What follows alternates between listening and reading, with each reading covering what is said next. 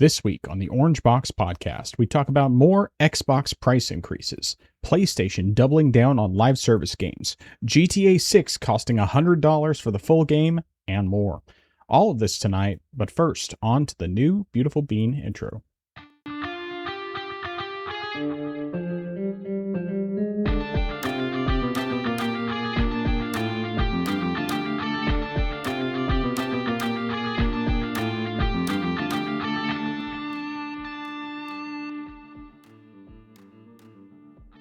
Welcome to the place where PC and console gaming talk combine. This is the Orange Box Podcast, episode 143. I am your host, the man who will no longer be subsidizing the cost of the podcast, Nathan, also known as the Frozen Gamer 87. And joining me, as always, the man who added 1,000 new games to his Steam library yesterday for $20, Justin, better known as I Am Zeracon. How you doing today? How's your week been? Not too bad. Saturday was my niece's dance recital, so went to see that, and then after that, went over, had lunch with the family and stuff, and then stayed there for the rest of the day. I'll go into some more specifics with this, but my nephew wanted to play some Minecraft with me, so we did that for a good while and whatnot. Overall, throughout the rest of the week, I wrote up some script for a video, but I think I just have to tweak a few more things, and then I'll get recording for that. But yeah, that's really been the most of what's the big stuff that's happened this week. Not too much has been going on for me. All right. Well, on my end, I actually had a productive Saturday, very productive. I spent a good amount of time working on my video, so I got the main part of it done. Basically, at this point, it's just adding like clips on top of stuff and then adding music. Otherwise, the more difficult part that required more chopping up and that sort of thing is done. So hopefully I'll get some time to work on that. Maybe in the next few days, but more likely than not, it'll probably be Saturday, because even though Saturday is 4th of July, we're going to be celebrating at my sister's house, because they normally host for 4th of July. We'll be doing that on Friday, just because that way we're not doing late on Saturday with having church on Sunday morning, especially since my brother-in-law, preaches Sunday morning, so make things easier. So we'll just do like a family thing at home on Saturday, and that should give me some time to work on the video. But other stuff, I got the trampoline all fixed up, and let's see here, I'm trying to think. I know there was some other stuff that I worked on. I honestly don't remember what else it was, but either way, it was a pretty productive Saturday. I got quite a bit done, and especially, having finally made a lot of progress on the video was significant, because now I have the much easier part, other than the fact that I probably have to record some more clips and that sort of thing. But yeah, it's just kind of figuring out, okay, what clips do I want, and then listening back and figuring out where to put them and all that. So probably it'll be listening back and then making notes. Okay, I want to have clips of this and this, and then adding whatever I already have in there, and then making notes of what else I need to add. I feel like there's something else I'm forgetting about, and honestly, I don't even remember what it was, but it was probably just taking care of some personal stuff. But yeah, Monday we got to we had our 20-week ultrasound and got to see our baby girl, so that was fun. We didn't get to do the 3D or 4D ultrasound because the hospital we went to doesn't do it. So we have to, if we want to do that, we'll have to do it separately, and we haven't fully decided if we're going to, because it's an extra expense that we don't really need, even though it would be fun to see her face and everything. But if we do, it would probably be a few weeks, probably a couple paychecks from now, because next paycheck is the mortgage. Yay! amongst other expenses. So I think that's it. I'm sure there's something I'm forgetting, but honestly, I don't know what. So. Okay. All right. Well, what have you been playing this week? All right, so I will quickly get this one out of the way. I did a little bit of no footage for this one, but I did some more testing for Pal World, and I believe after going through everything, I think what had happened before was I had been playing on my previous monitor, which was 1080p. So when I bumped the resolution down to 1080p, then I was spiking up to 120 plus, and then I realized, okay, that's what the issue was, and why the frame rate wasn't as good as it was. So I tried bumping a few settings down here and there, and I've been able to get running at about an inconsistent 90-ish now at 1440p. I might do some more tweaking here and there, but at least for right now, I know why things were drastically different than before. So I'll see what happens to that. I still am curious to know if having single channel RAM is impacting things, since that would bottleneck the CPU a bit. Right. But that would obviously be something I would test if I had two sticks, but I can't really do that. So at least I know one of the issues that I've been facing there. And then, like I said, I've been playing some more Minecraft. Now, of course, since I was at the house, I didn't really have anything to record with. Right. But so we played some of the creative mode that my nephew, my niece, and my brother-in-law have been playing together. So I've been doing stuff there. My nephew wanted to build some stuff, get some villagers and stuff, and so I was like, all right, that sounds cool. But then, unfortunately, the zombies were killing the villagers, and so then he said he wanted to have some guardians for the villagers. So he essentially spawned in virtually everything. And some of the things were actually killing the villagers even more. So I had to do essentially a cleanup of just wiping out everything that wasn't a chicken or some other bird, and I was just like, all right, let's not spawn anything else in unnecessarily. But yeah, we did that for a while.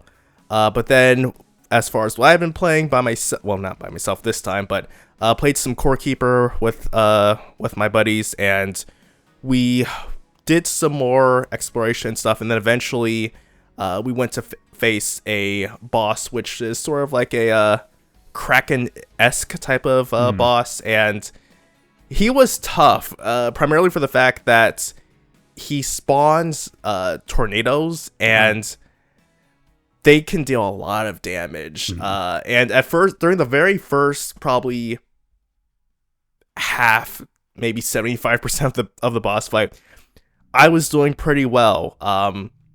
If you're using melee, that's really gonna hurt you in that boss fight, just because you have to be up and close, and when you're getting hit with tornadoes that come from nearly every angle, that makes it hard to deal damage. But I'm a magic summoner class, so I'm primarily ranged, so that's fine. But it was fine until probably the very, like, about 75-8% through.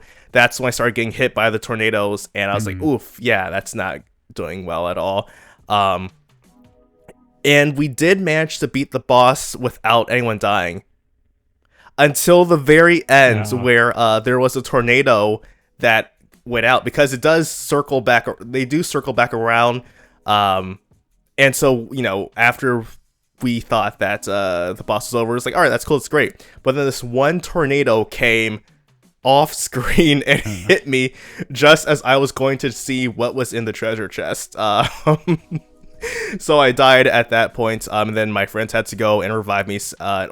Had to bring me back my boat, just because when you die, your boat stays from where you are, and I need to get to my boat so that way I can actually get back to find all my gear and stuff. Yeah. So we did that, and because one of my friends focuses on mainly melee. We were decided just to go ahead and try to farm gear for him for that boss, since it really helps him out. So we did that several times. We got through most of the armor sets before the last drop he needed just wasn't coming out, and so we were really trying to like just farm really hard. And there is a bit of a cooldown period between the bosses, between when you can resummon the boss to fight him. So we had to wait for that. Eventually, we did manage to get him that last part, that last piece he needed. And fortunately, no one else died after that. We made sure to keep an eye out on any tornadoes that may or may not be off screen. And that definitely helped a whole lot on that end. But yeah, we made some progress there on that end.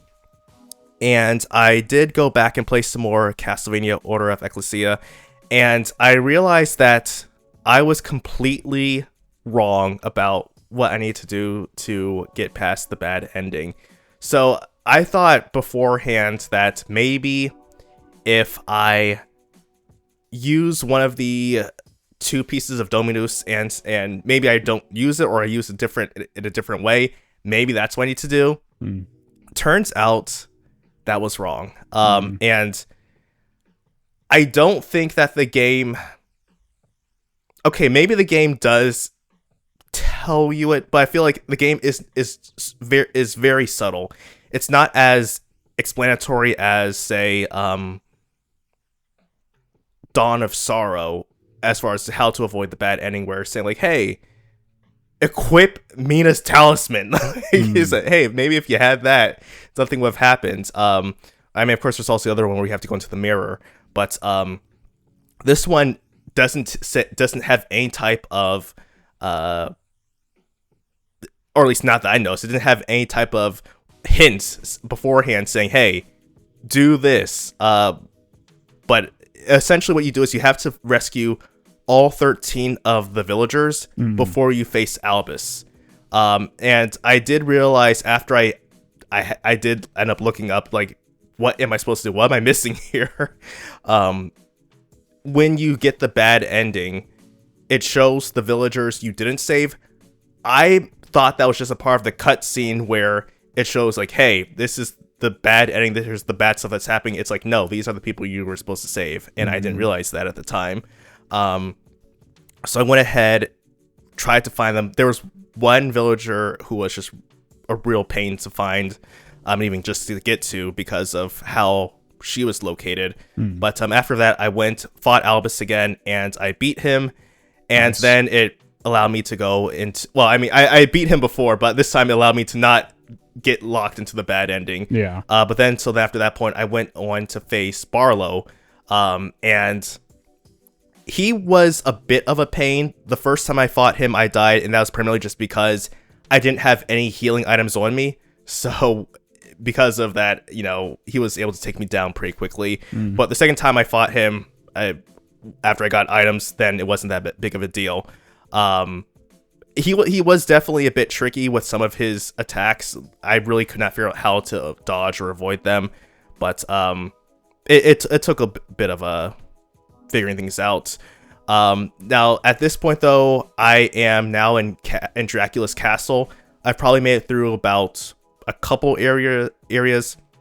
There's the main entrance, and then there's the library, and that's pretty much where I left things off at, just because I was like, all right, that's good enough for right now, and I'll pick up more later. But yeah, so I've definitely gone past that hurdle, so I'm guessing it's going to just be a straight shot through to the end here. I mean, if you're in Dracula's castle, then Dracula's coming up. I think there might be, I think 3 or 4 bosses. I think, I'm not certain. I mean, before Dracula, but so it shouldn't be too bad. But yeah, I'm doing that and making progress, and so should be wrapping things up soon enough. Nice. But that is everything that I've played. Well, very cool. I'm glad that you're getting close on this one. And this is the last one, right? Of the trilogy? Yes. Okay. Yeah.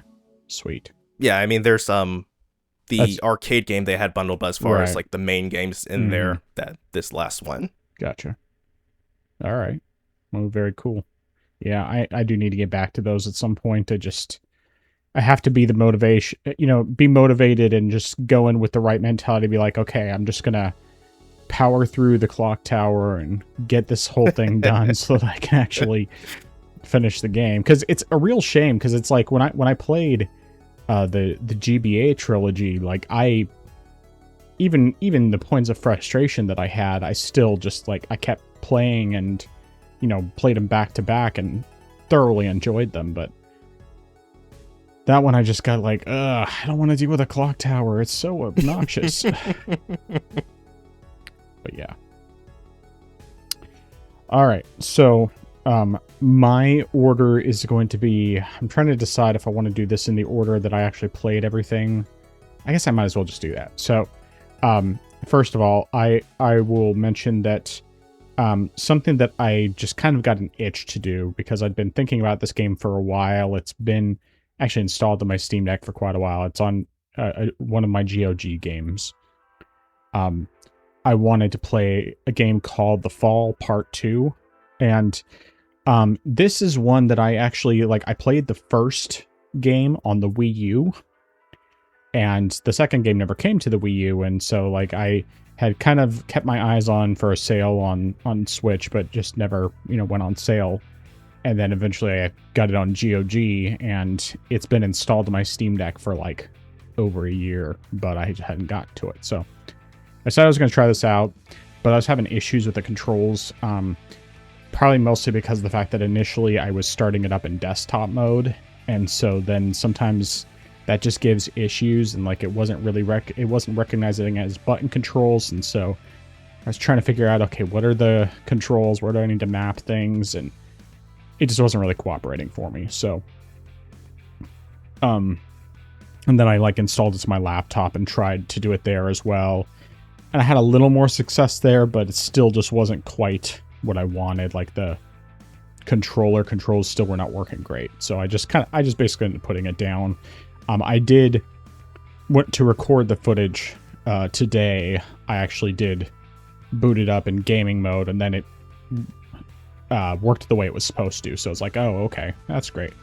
I don't think I'm going to play it right now, but at least I know that it works properly, that it actually gives me button prompts for the actual buttons. The only thing that's a little weird is that the jump button is B, and so I may change around some configurations there and change confirm to either B or to X or something, just so that way it's because A feels a lot more natural for jumping and B just doesn't feel natural for jumping. So there's that. But I was kind of in a spot where I wasn't really wanting to play Type 0 very much, mostly because what I had been doing last was just kind of trying to grind. And it didn't even really occur to me until after I had already started this next game that I didn't really need to grind unless I was just doing it for the optional stuff that I didn't need to do yet, and I really should have just gone back and continued playing the story. But I can't remember if I saw something in my YouTube feed or otherwise. It was probably just seeing all these different recomps coming out that I thought about Legend of Dragoon and wanted to see if they had made any updates to add the 60 FPS for battles. And so I started that up, and you know what? I need to back up, because Legend of Dragoon, I'll be talking about that quite a bit. But backing up, so because of the fact that I wasn't in the mood for Type 0, I was kind of in the mood to just play something else, and so I booted up Timeisha again, and I started doing, and I played through the full next area of the game, so basically up to the first proper boss fight. And so I played this a little bit on the Steam Deck. I was able to figure out how to get it pretty much a consistent 60 FPS. But then when I booted up on my desktop, I'm getting like 200 to 240 easily. So was quite nice. Everything maxed out, of course, at 1440p. With the gameplay grabbing me a lot more, I was able to actually enjoy myself significantly more. That boss definitely gave me some trouble. The biggest thing was that, for one, I was like starting to kind of get the parry thing down a little bit, but not fully.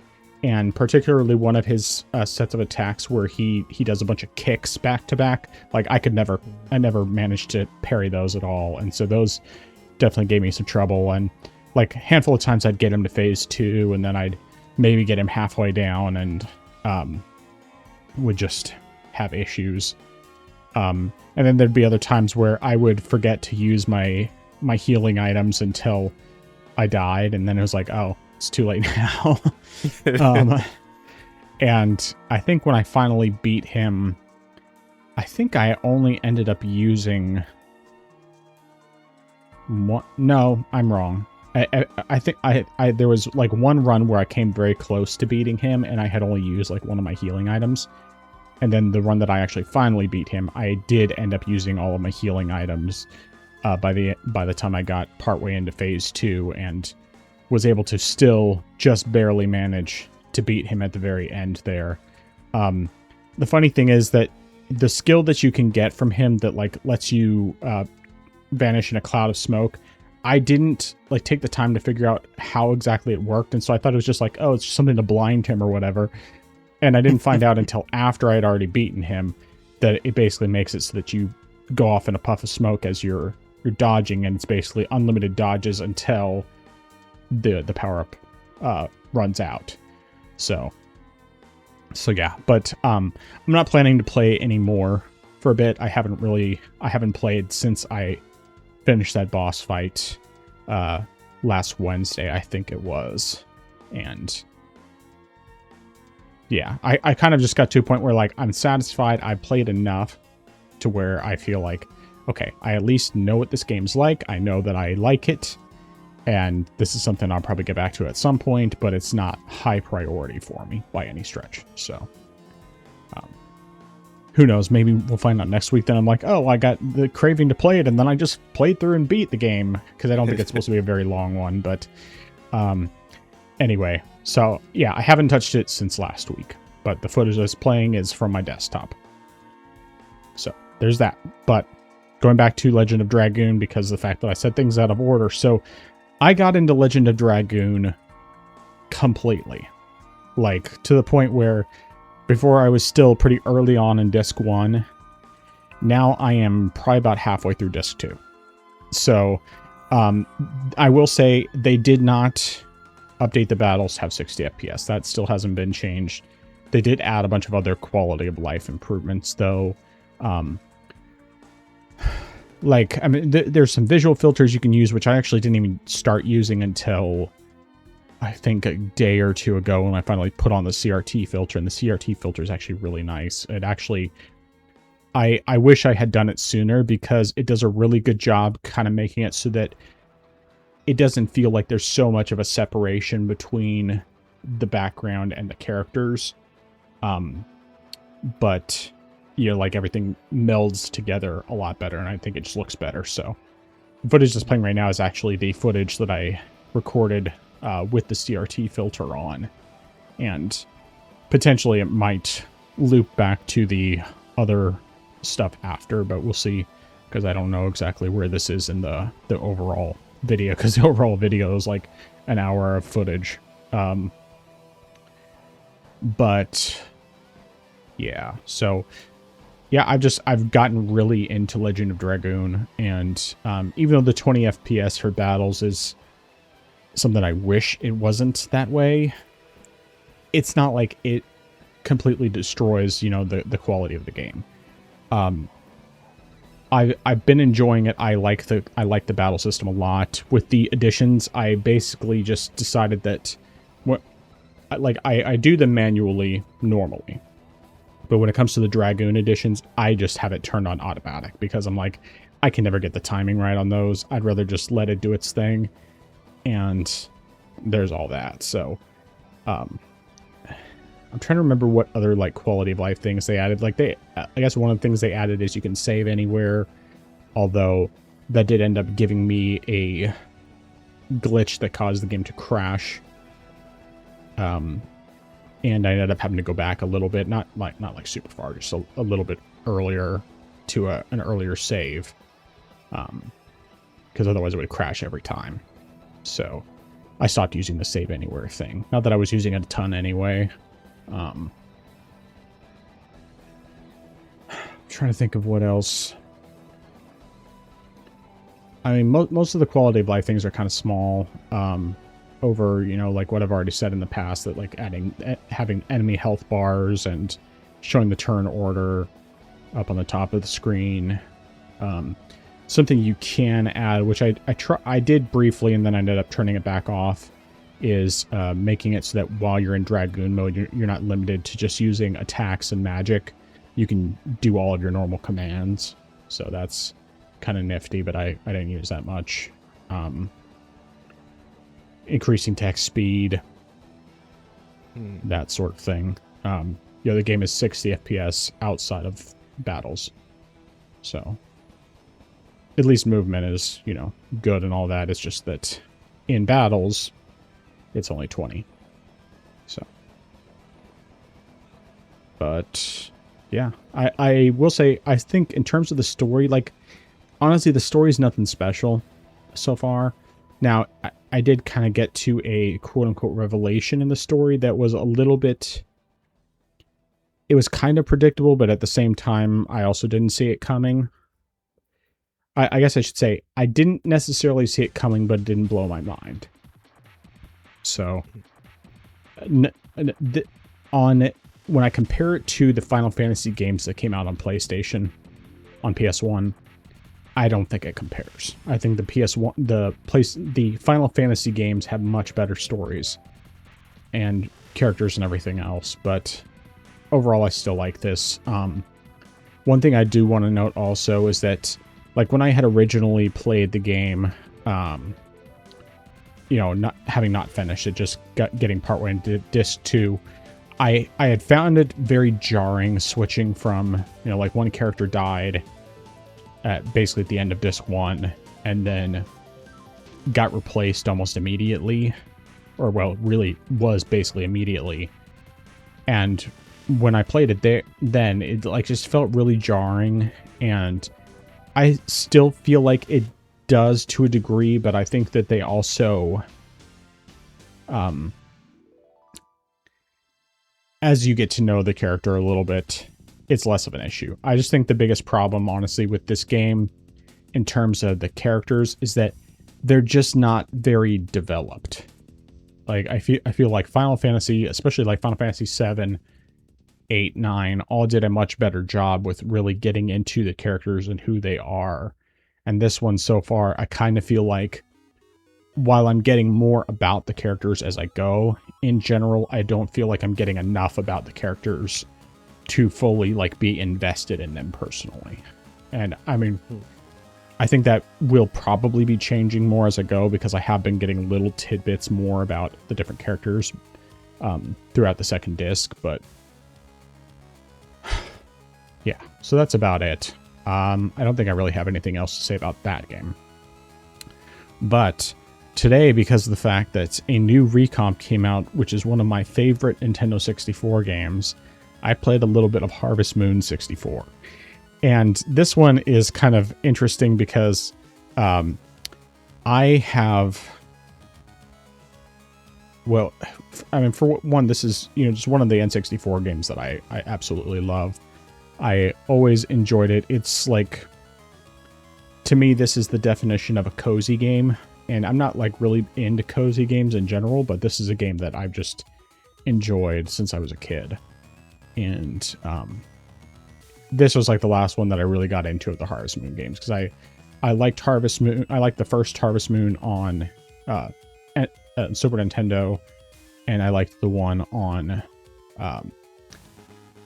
N64, and the Game Boy Color one was good too. But beyond that, I just, all the other ones that I tried, I just couldn't really get into. They just ended up, I felt like they added a little bit too much to the point where it was really hard to keep up with anything. And this one, I felt was like the last one that was balanced well. So, I didn't play a lot. I played like maybe an hour total. I'm not really planning to get into this one. At least not right now. But like if I just need something simple and a simple cozy type game to play that I don't have to think a lot about, that I can kind of just go on autopilot, I probably could see myself playing this one some more.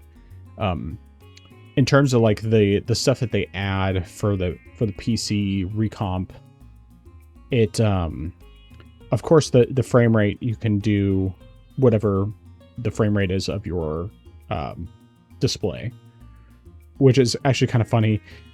There's a moment here where the footage kind of pauses for a second, and it's because I forgot that I keep forgetting to make it so that my main Steam screen is set at the normal refresh rate of 90 FPS. And so I realized as I was playing this that it was set to 40.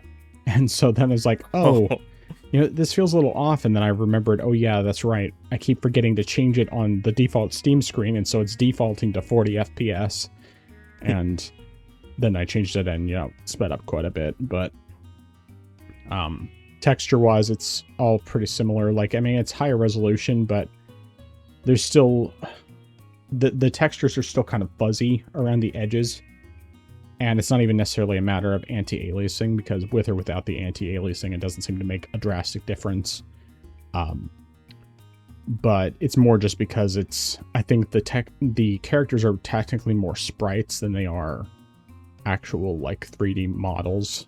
And so that's probably the major reason why it's kind of like that. So I'm kind of hoping there will be some mods in the future for that, but there are like a couple of mods. There's one that makes it so that you can easily switch your tools on the fly rather than having to go to your backpack every time and manually switch. So that's nice.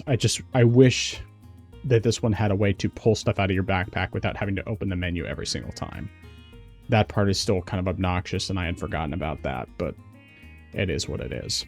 I will say, though, that initially, when I tried booting this one up in desktop mode, it just wasn't working properly. Like, I would do the joystick, to move my character around, and I would sometimes think that I was trying to do the right joystick stuff, like blowing my whistle. And initially I couldn't figure out why it was having issues, and then I remembered, oh yeah, sometimes if you do these things in desktop mode, it doesn't work quite right. So then once I switched to gaming mode, then it worked perfectly. But then there was one last game I played just a little bit today. Another PC decomp. This one came out a little bit ago, and it's one that I've never played the original on N64, but I've always had a morbid curiosity about it because I've always heard it's terrible. But I just was like, okay, I want to see for myself, because I look at the visuals and I know that there's going to be some jank because it's an N60 early, 3D N64 game. It's going to have some jank and all that, but I'm just kind of curious because sometimes these games, they're really poorly reviewed and then I end up enjoying them. So, Castlevania 64. Also known as Castlevania Legacy of Darkness. And I had never played this before, of course. When I watched the video for the decomp of it, for one, it's still in an early decomp build. But there actually is the ability to, although it's still kind of in like the early stages as far as how well it's guaranteed to work, there is the ability to actually do it above the default frame rate, to do it at your screen's refresh rate. So I ended up doing that. Of course, once again, I forgot to switch it up to 90 FPS initially, so I was doing 40, but even that was still better than it was on the original hardware, where it was getting into like the 20s and lower. But I was able to get it up to 90, switch it over to the 90 hertz refresh rate, and then it was playing at 90, and then I just played and ended up Yeah, it runs really well. I love the art style and everything. Yes, of course, obviously it has the visual jank that you would expect from an N64 game. Really the biggest issue with this, though, is definitely the controls are quite janky. I feel like it's something where I need to mess around with them a little bit, and I did mess with them enough to where I at least was able to mostly get a handle on the controls. Really, the camera is honestly the biggest issue with this game from what I've played so far. But basically, the extent of where I played, and only really because of the fact that my initial footage did that glitch where it was freezing up partway into the footage and then I just had no footage. Since I had to go back and re-record, I played through the first boss and beat him after a few tries. Mostly took me a few tries because I was trying to figure out the mechanics, and of course I wasn't comfortable enough with the combat and everything to where I could figure out quite how to properly aim at the boss and hit him and everything. And once I figured that out, then it made it easier and stopped getting grabbed and thrown around and everything, or at least stopped getting grabbed and thrown around as much. So but yeah, so Castlevania 64. I'm not like planning to really play this right now. It's more just kind of, this has been a morbid curiosity for a really long time. And I mean, I could see myself giving this game a real go. It's just right now I'm not actually planning to. But who knows? Once again, this could be one of those where next week I'm just like, I just want to try this a little bit more, and then I end up really enjoying it or something. I mean, the fact that it runs a heck of a lot better than it did on the original hardware certainly will make a difference, but even still, just there is plenty of jank. So, yeah. That's everything. All right. So just for my clarification, which one were you playing, Castlevania 64 or Legacy of Darkness? It's the same game as far as I know. There were actually two N64 games. Okay. N64 one is the first one that was released, and Legacy of Darkness is a different game where you play as a different set of characters. Gotcha. Okay, well, it's Legacy of Darkness. Okay. Cool. Yeah, I haven't played that one. I played Castlevania 64, and primarily the reason why is because Legacy of Darkness, I mean, I don't know if things changed between then and now, and maybe things got better or worse, but Legacy of Darkness has been a more expensive cartridge to buy than Castlevania 64.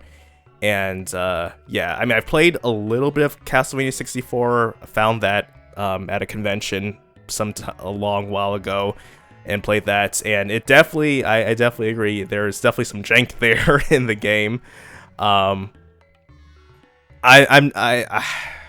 maybe at some point I might go back and try playing that, and maybe also give Legacy of Darkness a shot as well, but yeah, I definitely could see, I definitely see what you're saying there, but I mean, if the recomps at least improve things, or at least how the games feel, maybe that could help some, but I don't know. I definitely would think that, or at least I definitely feel right now, I would want to just finish up all of the games I have, or the other Castlevania games.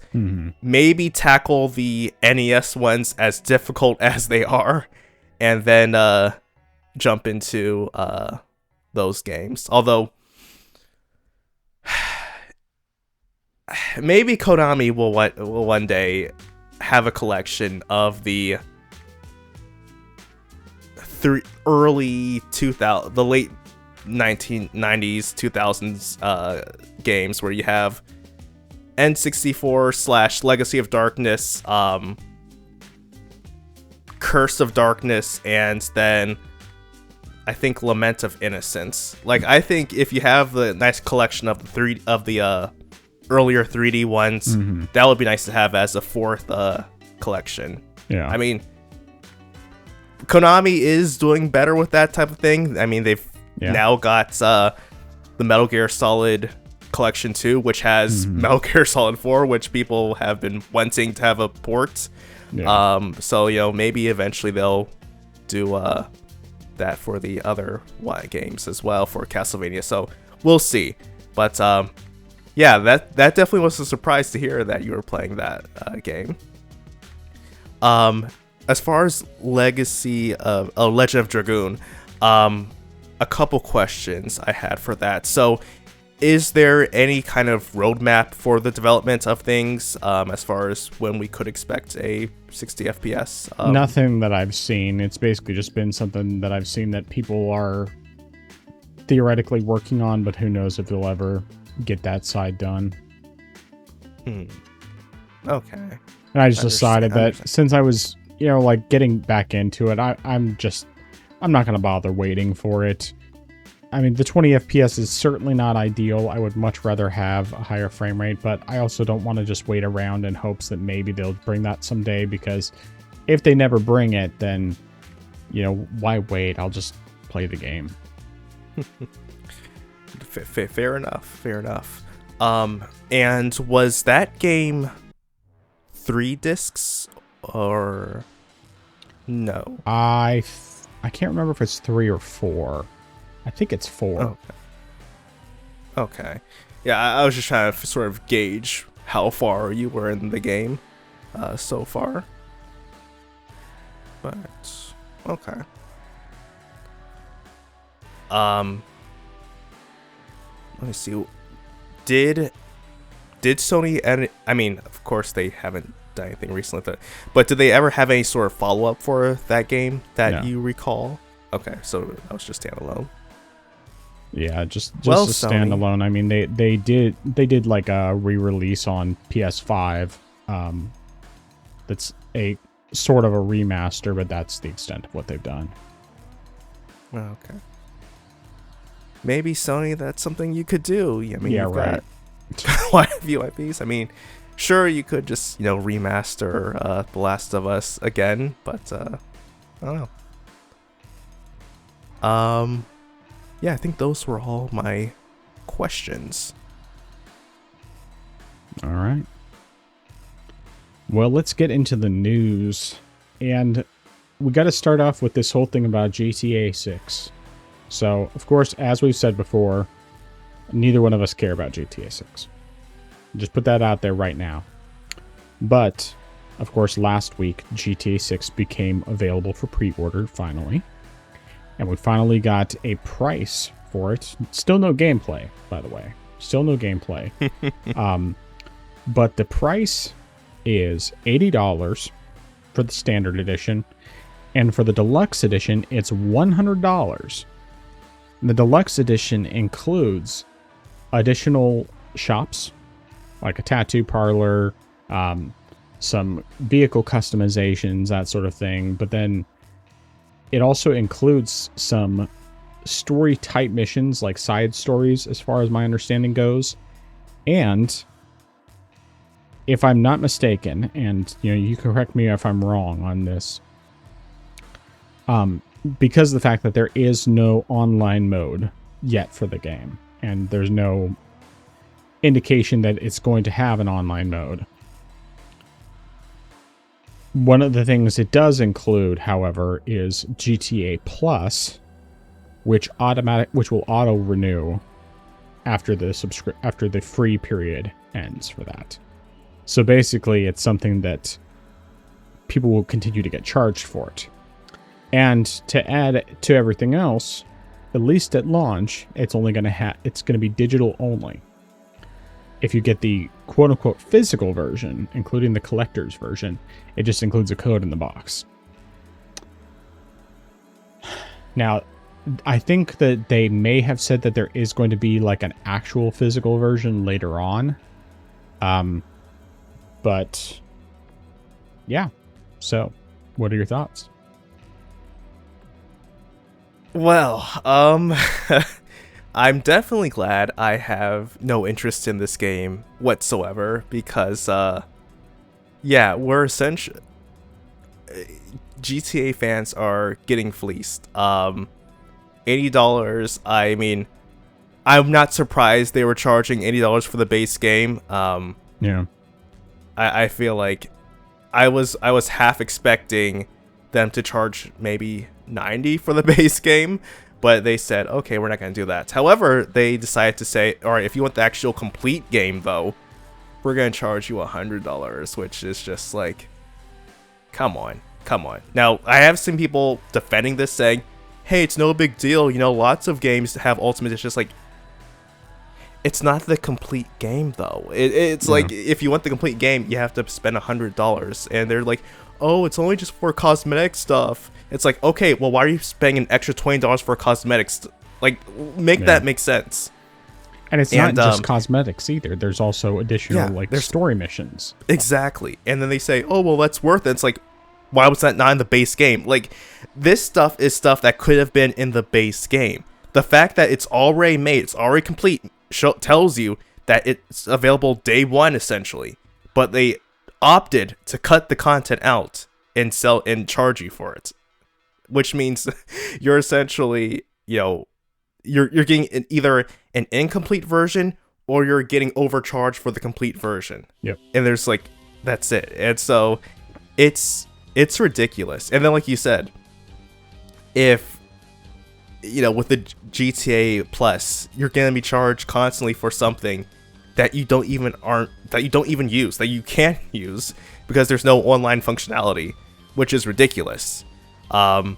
Now, I have heard conflicting things regarding the physical one way or another, whether it's you know, physical coming later, it's not coming later.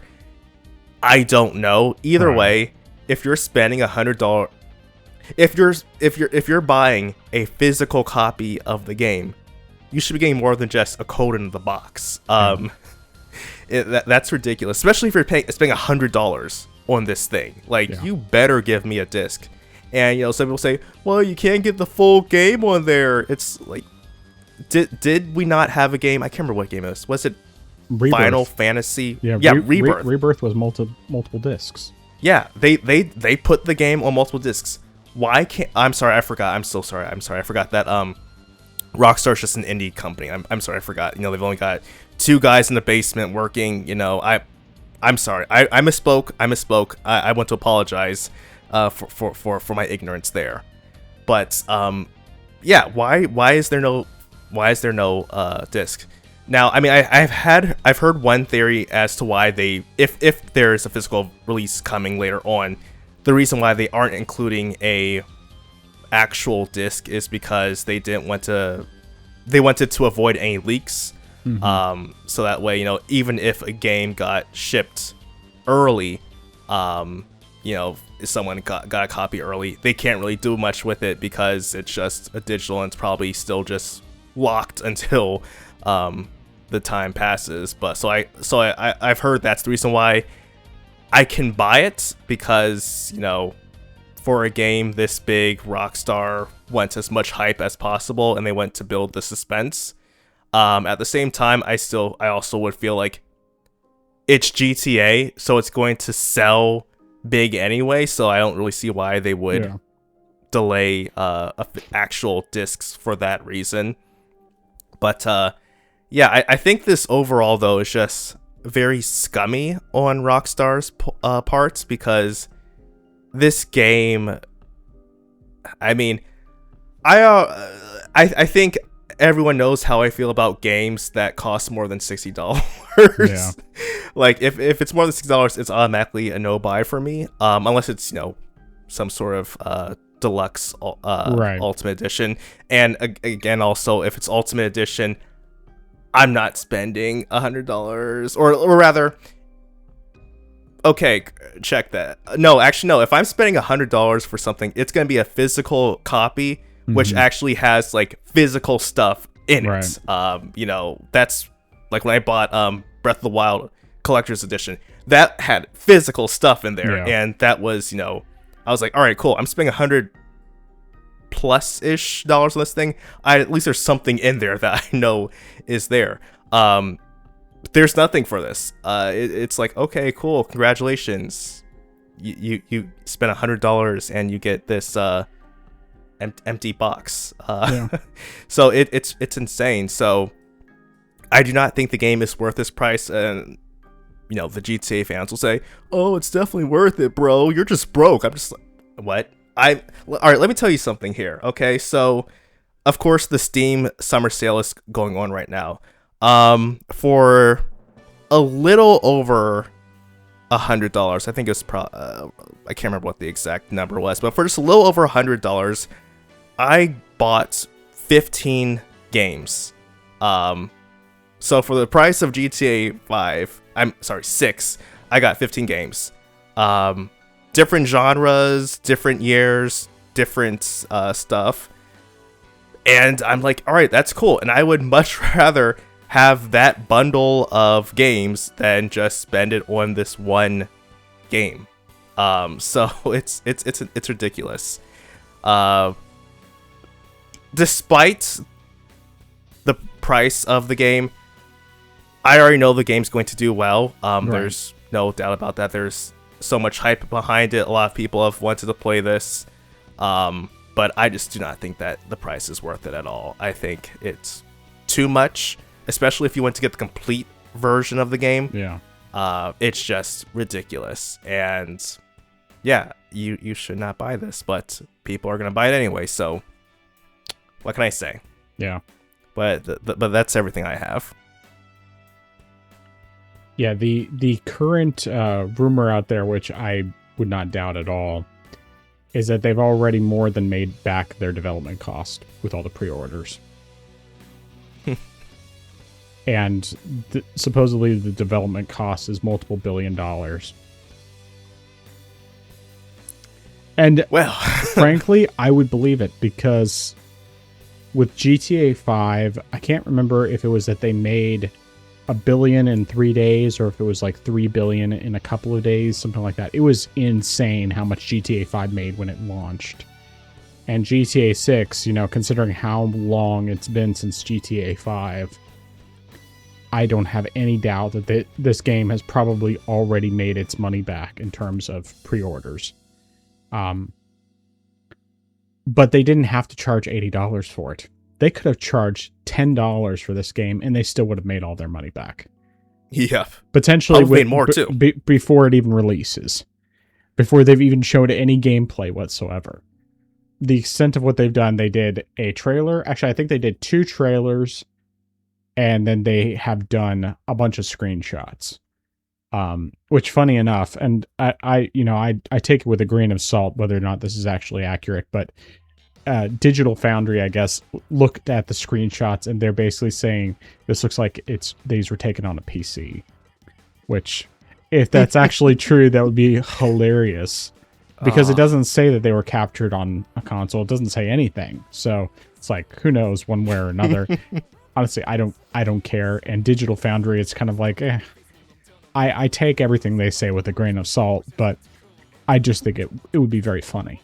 And what would be especially funny is if the first actual gameplay trailer was captured on PC. Now, once again, I don't expect that to happen, but it would be very funny. And one thing I'll also say about this is that from things that have been heard, like they've said that this is PS5 Pro enhanced. They haven't said what that means yet. My guess is probably just has more ray tracing in it, and maybe you won't get that in other versions of the game, or at least, you know, not as fancy schmancy, even though it still will be subpar. But the main thing is that this is probably going to be 30 FPS on everything, including the PS5 Pro.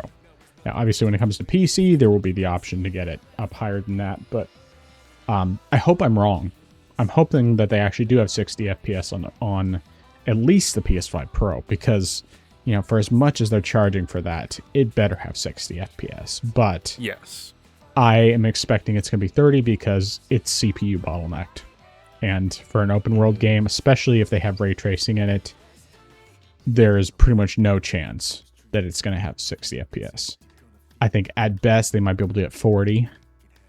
If they did 40, I think that would still be a lot better than 30, but still, you know, for as much as people are paying, if they have a PS5 Pro, especially if they're buying one for this game,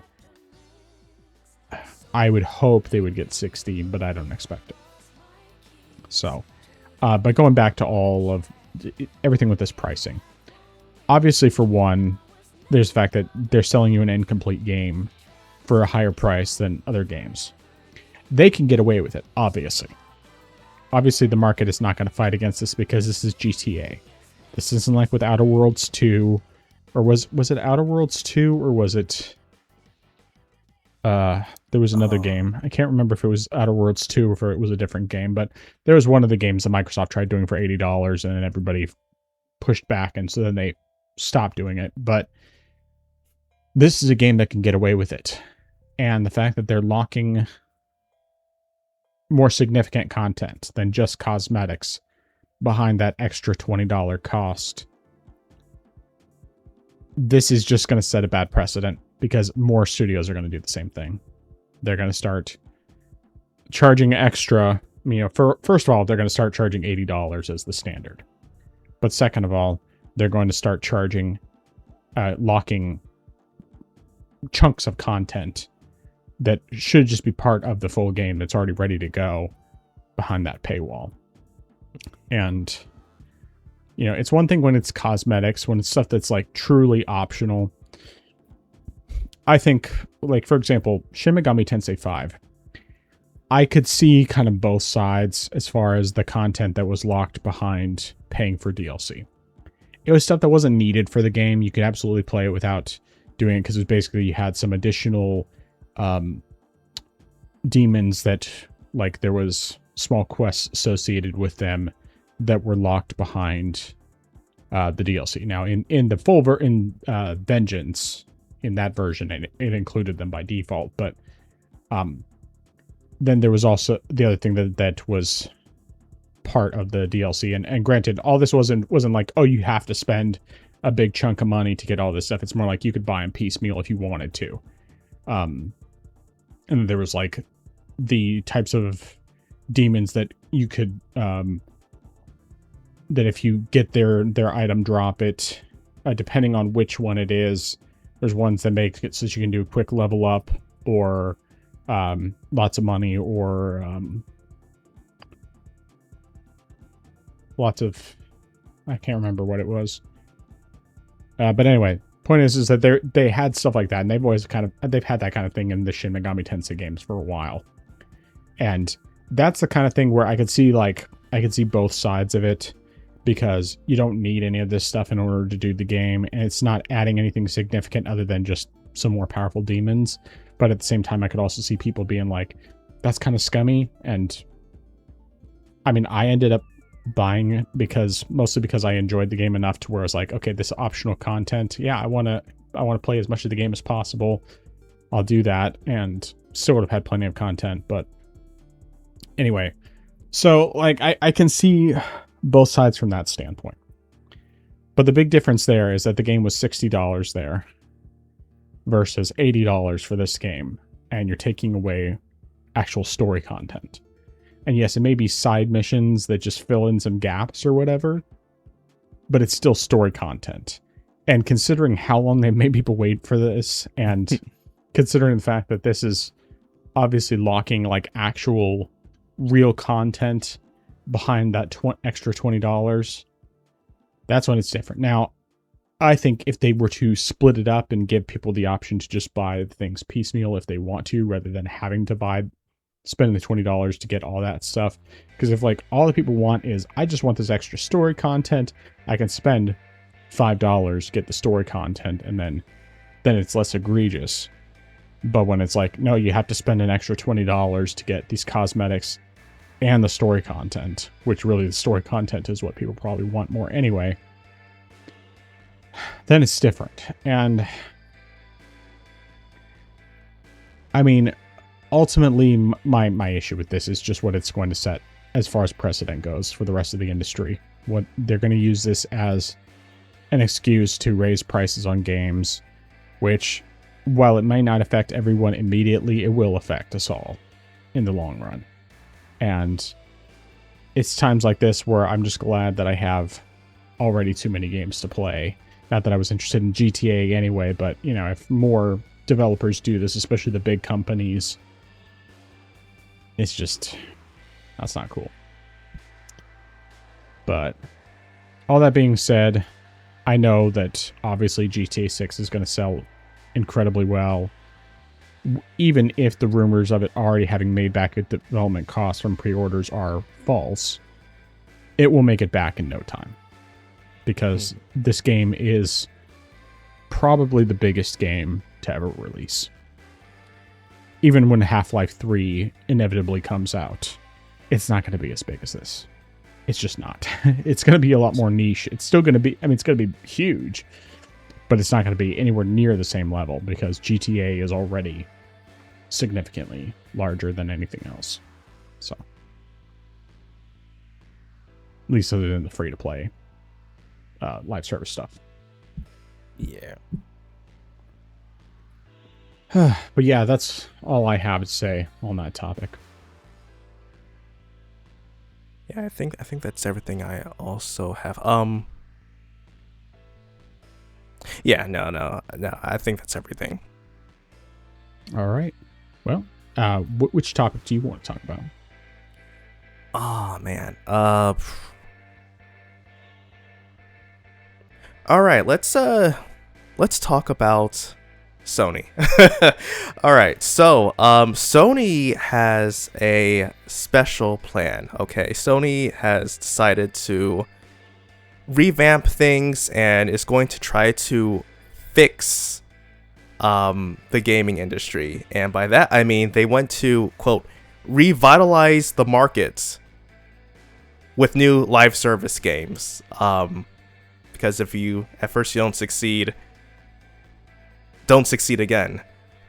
So this is part of a recent interview in Famitsu with Japanese Sony Interactive president Hideaki Nishino, who was talking about PlayStation strategy for live service games.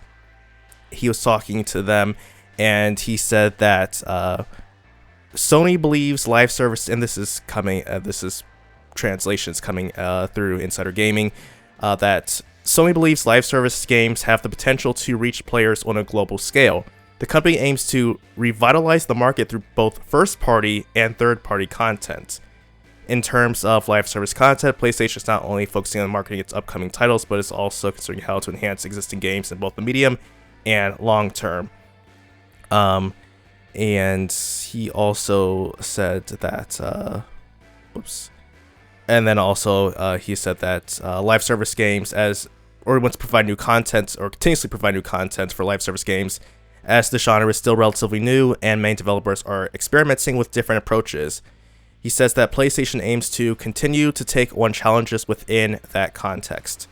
And then additionally, let me just also pull this up quickly as well.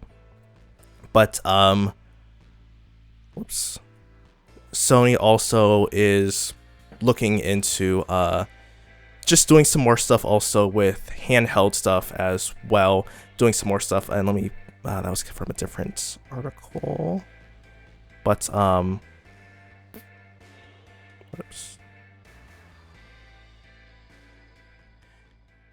so yeah, so the article I had before is not showing up, but essentially they oh, never mind. Yeah, so there was another article about hardware. Well, also reports about the hardware, and this was in part of a report, and essentially Sony is not or has no plans to sell the PS6 hardware at significant losses. Now they haven't said exactly what that means, whether it's, you know, maybe they'll take a small hit, but they do not want to sell it at full losses. Let me pull, I think I've this article.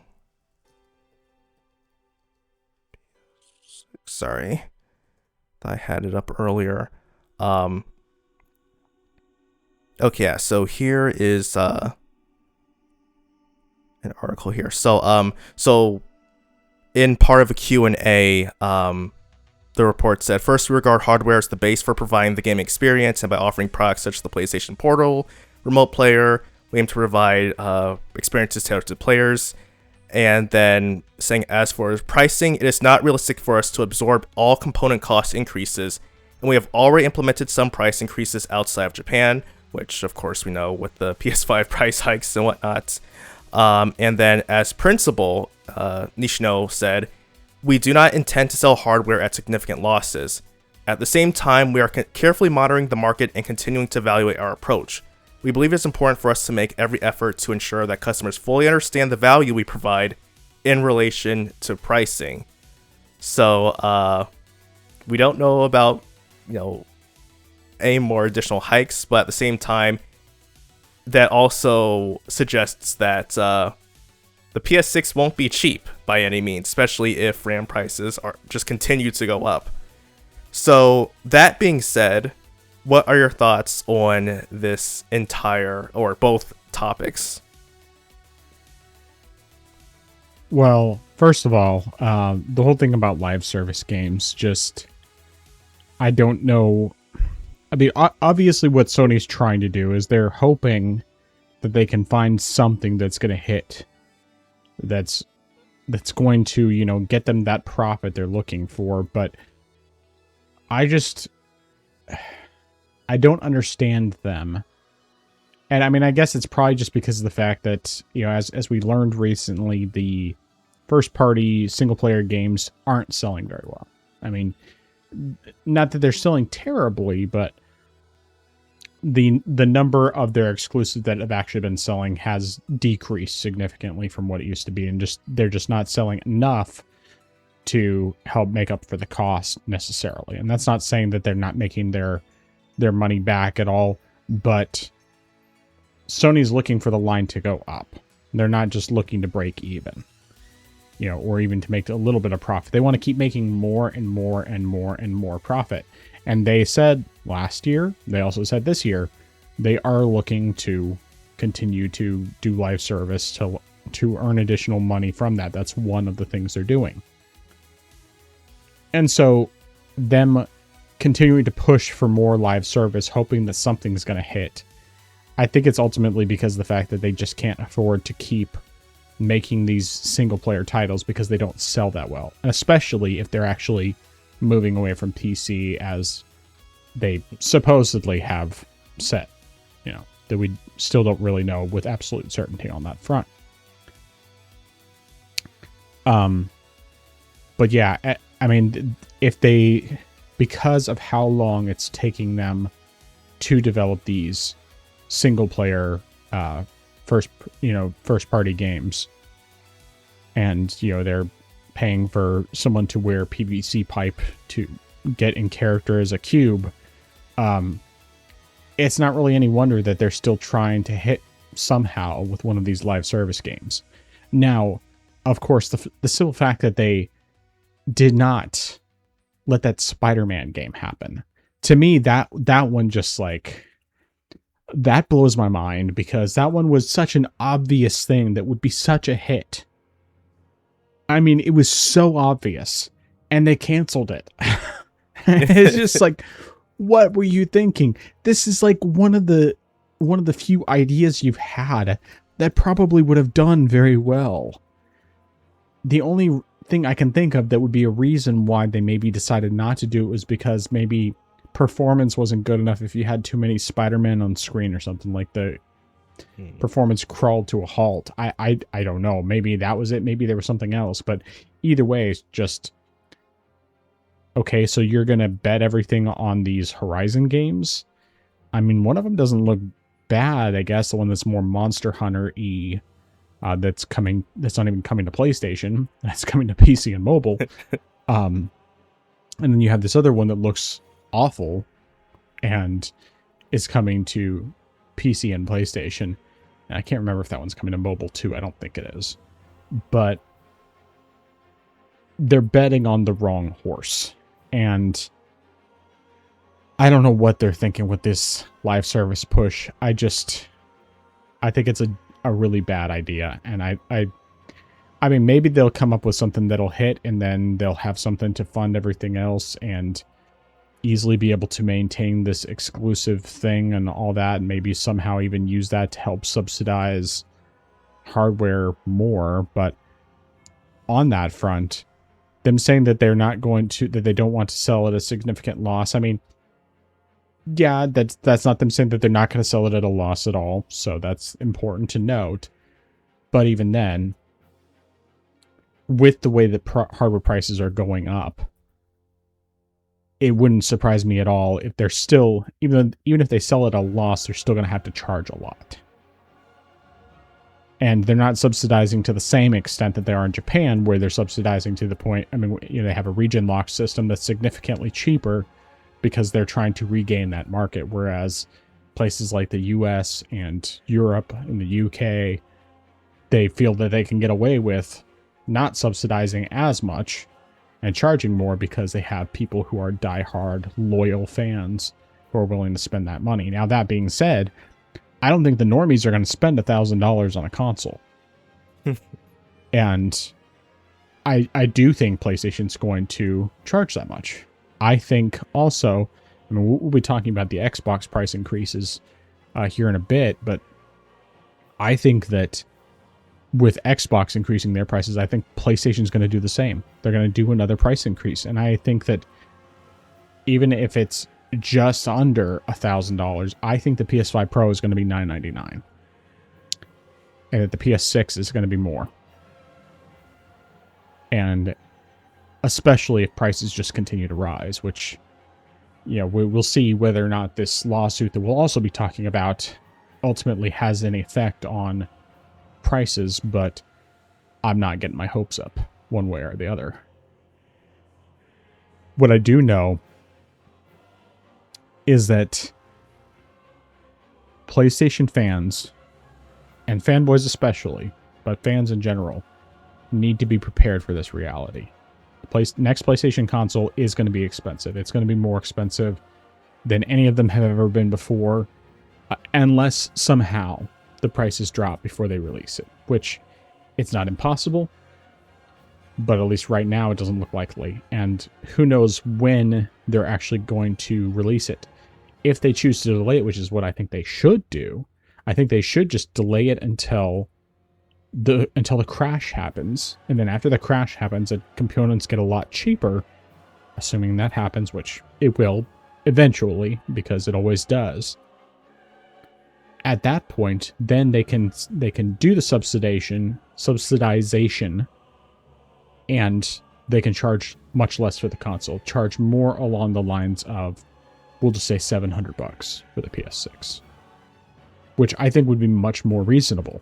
Yeah, they'd be taking a loss, but theoretically they'd make up for that with subscription services and game purchases and all of that. Of course, considering the fact that games aren't, I mean, the majority of people who buy PlayStations aren't really buying the single-player games a whole lot. I don't know how much that would really help. And considering how much people are doing free-to-play stuff, yeah, they'll get some from microtransactions, but they'll probably lose a lot otherwise. So I think that that's part of the reason why they're not wanting to subsidize as much, is because they're just realizing that there's not enough... there's not going to be enough people buying the other stuff to make up for the loss that they're taking on the console. I still think they are going to sell at a loss, but not as much of a loss as they've sold at in the past, simply because of how much higher hardware prices are and how much less people are buying their single-player stuff. But those are essentially my thoughts.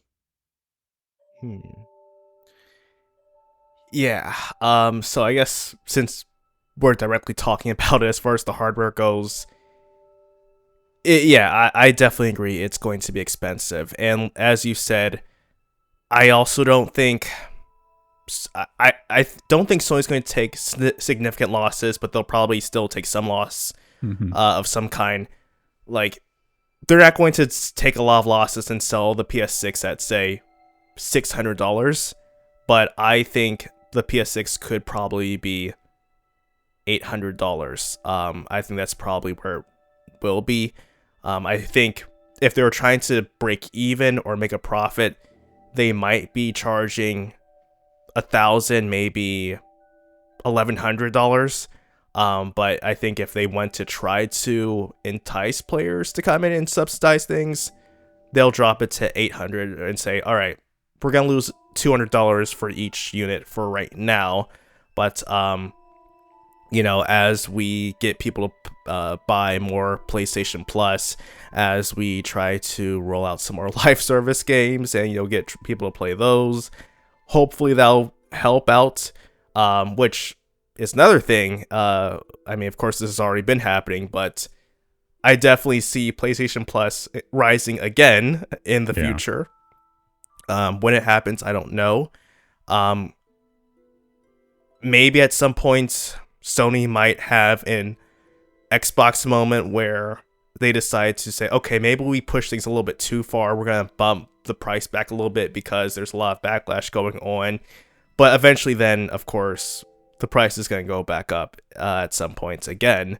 And the cycle will just continue. But hardware's just gonna be expensive. It's just be crazy expensive, and I also agree with you that similar to the Xbox, the PS5 and PS5 Pro are more than likely going to receive another price hike by the end of this year. Maybe it won't be within the next month or so, but I would probably say by September-ish, maybe October, we will see another price hike, which is crazy to think about. Price how hike we've got ahead so many GTA 6. Yep, just in time for GTA 6. Woo. You can spend you can buy a $900 PS5 to go along with your $100 copy of GTA 6. Which, oof, that's rough, buddy. But yeah, it's ridiculous. And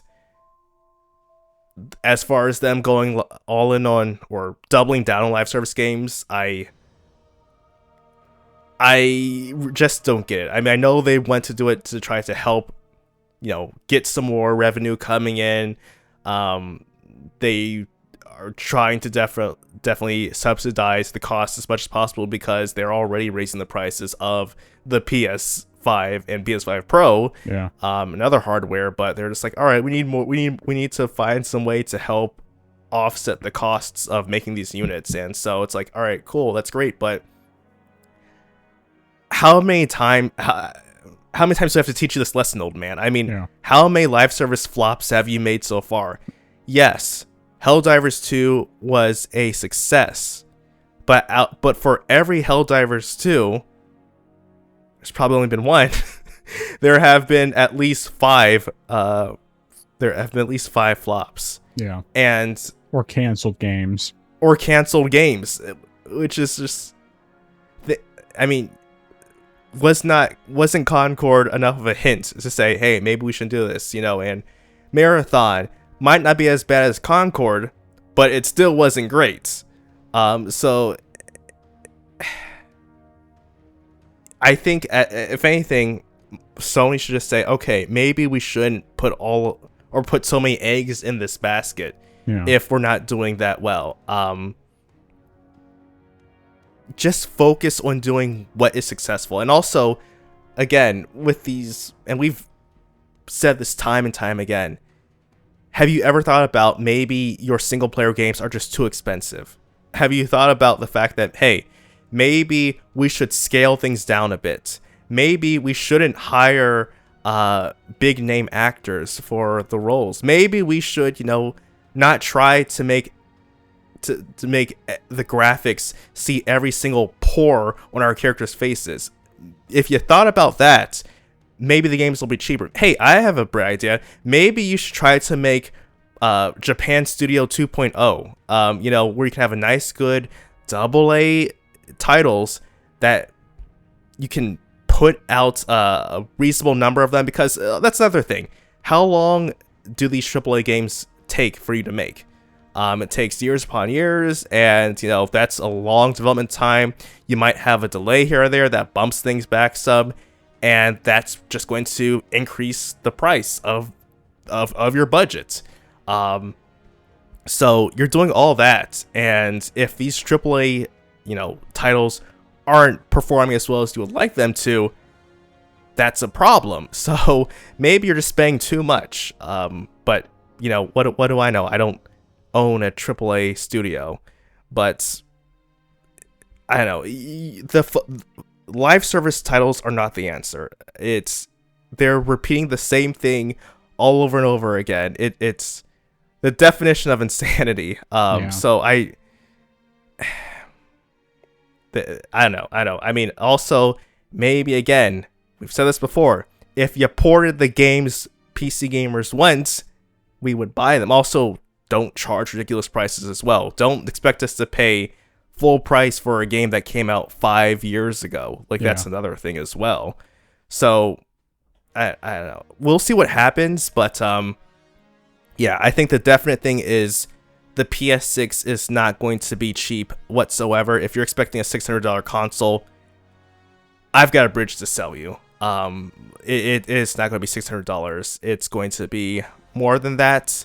If we can keep it under $1,000, that's great, but we're definitely going to be flirting with that price point, I definitely think. And it's likely the PS5 Pro and PS5 are going to be going up in the near future. But I think this definitely is not a good sign for PlayStation at the moment. Yep. This whole everything right now, price-wise, is just ridiculous. And, I never really thought that there would be a time when we would be looking at essentially $1,000 consoles. And right now, we're already at that point technically with the PS5 Pro. I mean, if you want to get a disc drive and a stand, or even if you just get the disc drive, once you pay taxes, you're paying over $1,000. If you're getting the disc drive and the stand, you're paying over $1,000 before taxes. And it's only going to get worse. At least until something significant happens. And we'll talk about that. But first, we need to talk about this other side. And that's the fact that Xbox has just announced that they are raising their console prices again.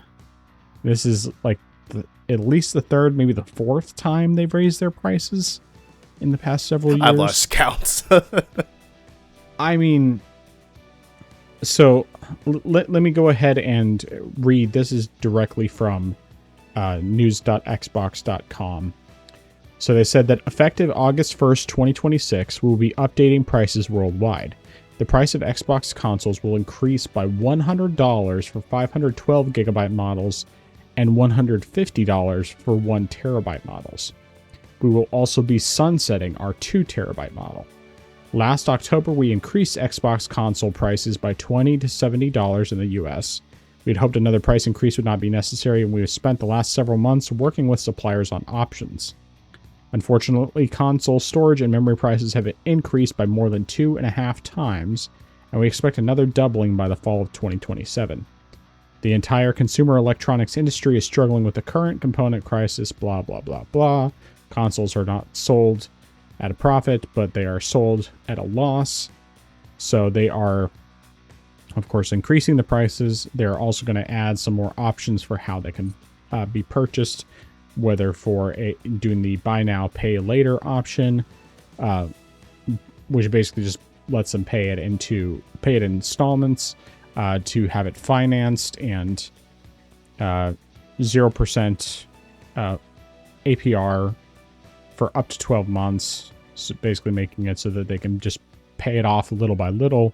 They'll have the option to purchase pre-owned consoles for lower prices, and certified refurbished as well through the Microsoft stores for up to $100 off MSRP.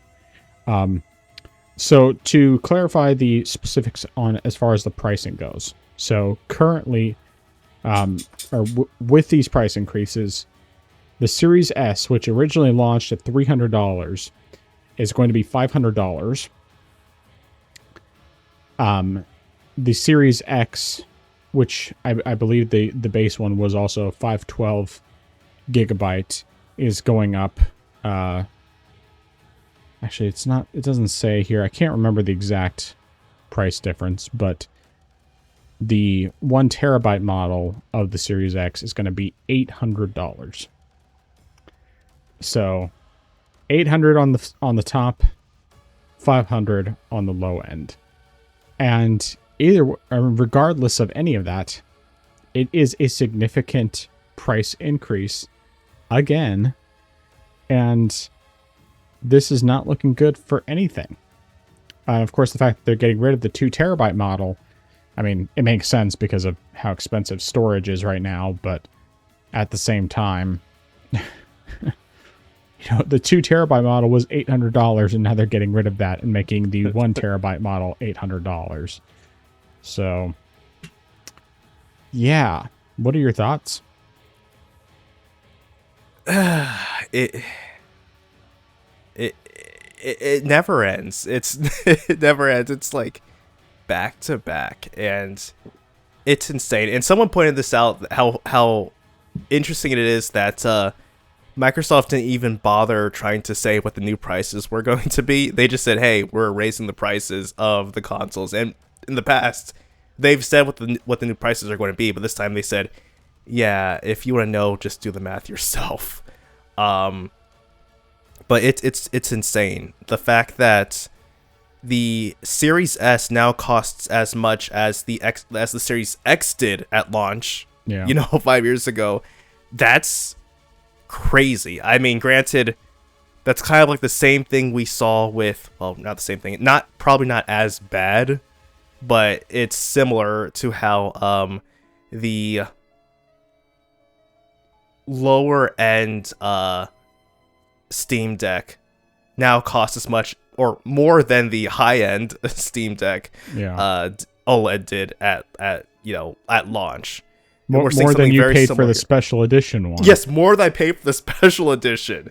It's crazy how this is all happening, and it's sad that the 2 terabyte model is being retired because with games being as large as they are, you do need that extra storage. And I think also additionally it really helps to have that extra storage, considering the fact that the Xbox expansion storage is proprietary, and so if you want to buy extra storage for that, you have to buy Microsoft's versions, which were always more expensive than regular. They were way overpriced before, and now they're even more ridiculous. Yeah. So it's ridiculous. It's crazy. So, I mean, of course, some people say, "Oh, well, just delete the games you don't want." But if you're someone who's going to be playing larger games, there's only going to be so much you can do with 1 terabyte of storage. I mean, I was surprised when I first, had a terabyte of storage. It's like, oh yeah, this is gonna be pretty fine. This is nice. And then once I started filling that up, and I wasn't even playing major AAA titles, I'm like, I kind of want to upgrade to 2 terabytes now. And you can really go through that. So yeah, it's ridiculous, but it's just a mess all around. I mean, like you sent me that one thing about the Steam machine where it was intended to be cheaper, but because of storage and memory price hikes, it's just worse. And so all around, no matter where you are, if you're on PC or console, it just sucks right now. And I mean, I think oddly enough, the one place where, and who even knows how long this will last, is that you could be safe, and this is probably going to help if you're going to maybe have some older have an upgrade from an older system to now is if you wanted to either get a CPU, because those are still relatively decent, or you want to get a lower end GPU. Like I think the RX 9060 XT has actually dropped below MSRP for the first time ever, and I think maybe the RTX 5060 Ti might have been on a discount recently. So if you're trying to get a lower, or like a moderate mid-range GPU, you can do that. But just like for everything else that's critical, it's just brutal with storage and memory. And I mean I've seen pictures of people who have taken pictures of like RAM, and it's just $1,000 for 64 gigs. And I'm just thinking to myself, that's crazy, considering the fact that RAM used to just be dirt cheap, and you could just so cheap. Yeah. I mean, it's like, I think about it. If I had decided last year when I got my DDR5 RAM, if I had bought 2 sets of 64 gigs, it would have cost me about a third of what it costs now for just 64 gigs. Oh. So I could have had 128 gigs of RAM for a third of the cost of RAM right now. Oh man, that's. I mean, not that I needed 128 gigs of RAM. I mean, I didn't need 64 either. But yeah, that is so insane. And it's just crazy too, because I know one person, I believe she had been on Xbox One and does some stuff on the Switch, on the original Switch. And she did want to get a series. I don't know if she wanted to get an S or X at some point, but she never got one because she said, I'll wait for it to go on sale and stuff. And now it's like, you can't do anything about that. Yeah. And it's ridiculous. And it's almost at the point where I am not even certain if I could say, all right, I mean, obviously at some point it's going to get better, but depending on what happens, which of course we'll talk about with the lawsuit, but it at least as far as right now, Micron, or I think it's pretty certain it's Micron, has locked in prices for 4 years, 5 years for memory.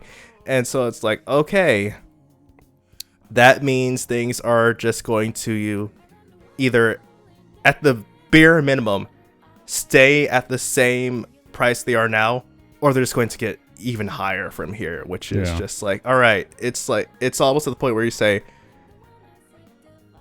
if you were trying to get something right now, like a console, it's like, do I just bite the bullet now and buy something before it gets crazier, or do I just say I'll wait out for 5+ years before I get something else? And it's just, I don't even have an answer for that, just because of how insane it is. I mean, granted, I can wait that thing out because I have the hardware I need, but for someone else though, especially if someone wanted to even say get into PC, it's just crazy. But I mean, just as far as Xbox goes, it's ridiculous. Like these consoles should not cost this much at all, considering the fact that they are 5+ year old consoles, and they're more expensive than they were at launch.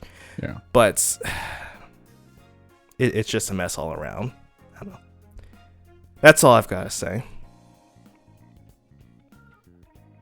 Yeah, this price increase is just, it's another crazy thing, and I'm tired of it. I mean, I'm glad obviously that I'm not on consoles and that I, did all my upgrades last year and everything, but it's just, it hasn't gotten any better. It just keeps getting worse.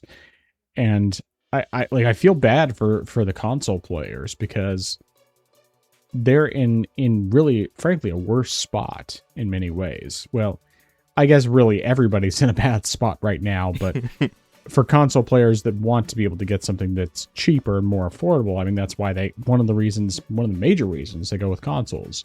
And right now, it's insane how much they're charging for everything. It's not worth the cost.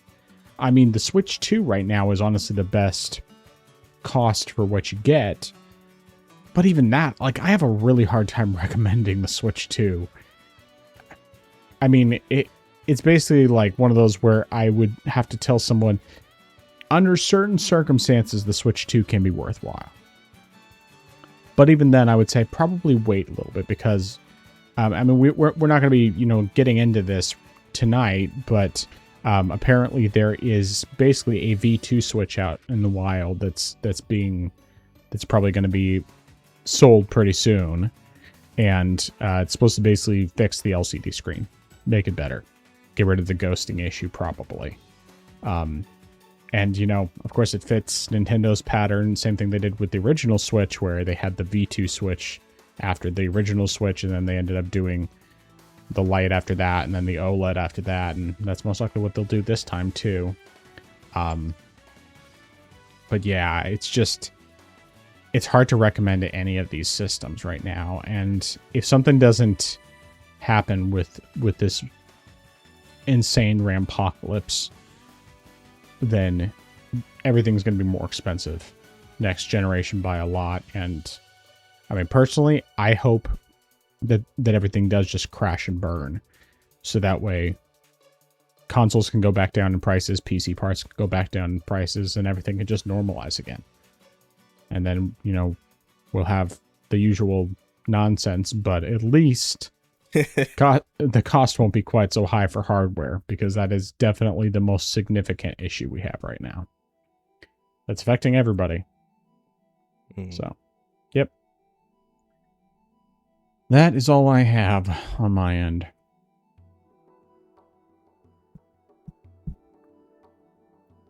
All right. You want to get into our last topic?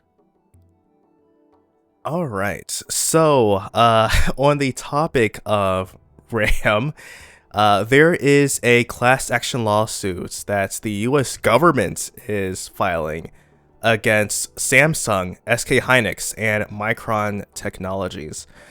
So this lawsuit is mainly accusing all three companies of price fixing and just colluding together to keep prices high. Let me find exact quote here. Okay, yeah. Wait, let me show this right. Okay, yeah. So the DRAM oligopolists have simultaneously cut production, coordinated a pivot to HBM, which stands for high cost, high bandwidth RAM, which HBM, oops, I just lost the place. Okay, an exit from DDR3 and DDR4, and otherwise decreased and locked up conventional DRAM supply while prices charged up with mind-blowing scale and rapidity. And also says that DRAM shortages led to prices increasing. Still, Samsung, SK Hynix, and Micron continue to squeeze conventional DRAM supply, simultaneously and publicly directing their resources toward less profitable per die HBM, or in some cases, simply junking conventional DRAM supply channels altogether. And the plan that the lawsuit says is to have consumer purchasers of conventional DRAM and devices incorporating it have paid super competitive prices and have otherwise suffered the impacts of a distorted market crippled by the behavior of DRAM oligopolists. And the lawsuit says that in a competitive market, prices climbing at that rate pull supply toward them. And essentially, yeah. So, in short, the lawsuit is saying that the three have been fixing prices, and essentially consumers have been paying too much. This isn't necessarily the first time that this type of thing has happened before. Something that happened with Samsung back in 2005, where they Samsung pled guilty and paid a $300 million fine for participating in what the Department of Justice called an international conspiracy. SK Hynix also at the same time was charged and paid $185 million. And I think there was something that happened in the 90s, but this article here doesn't say, but this has been the first time something like this has happened. Mm-hmm. And yeah, so this is the lawsuit at hand. What are your thoughts on this, and what do you think the result could be? I want this to do something, but I'm not getting my hopes up at all. Like, I want this to be something significant, but with the way, like, various lawsuits have been going in the US, I mean, especially the Stop Killing Games stuff with basically getting shot down by the Senate, not getting enough votes and all that. And just other stuff in general. I'm just very pessimistic on the matter. I don't know that this is going to make any difference. I mean, I still think that there's going to be a certain point when things are going to crash. Personally, I think it's more likely that there's going to be some way in which the Chinese DRAM that's being developed will actually be possible to get it over here. Which, as much as I definitely am more kind of like hesitant about stuff from China a lot of times, just because, I mean, yes, we get plenty of stuff from China that's perfectly fine, and sometimes it's actually really good quality even now. But of course, the Chinese government is really my area of concern. And with this whole DRAM thing, apparently there were some people who went in as spies to work at like Samsung and essentially write down on paper how to make DRAM. And so you can actually tactically purchase DRAM from China right now. And even with import fees, it's significantly cheaper than it is to buy it in the US. But I think that if it were possible for some of that Chinese RAM to make its way over here, that could be what causes the bubble to burst. Because basically there would be a lot more supply at a much lower price. And it could get to that point. But the problem right now is people are panic buying. They're panic buying the RAM, and so then these RAM manufacturers are just continually bumping up the prices, and it's obvious that they are intentionally doing things to screw over their customers because they're making boatloads of cash by doing this.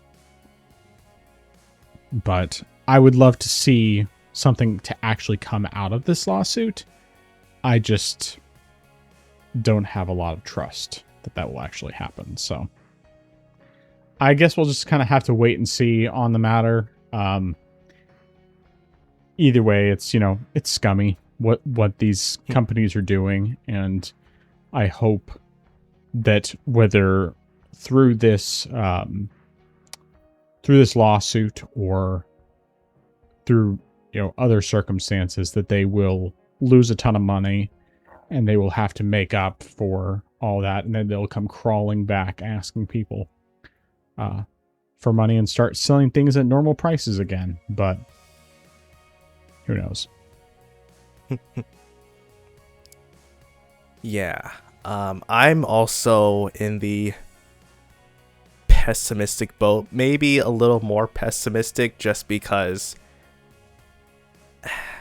even if something happens, SK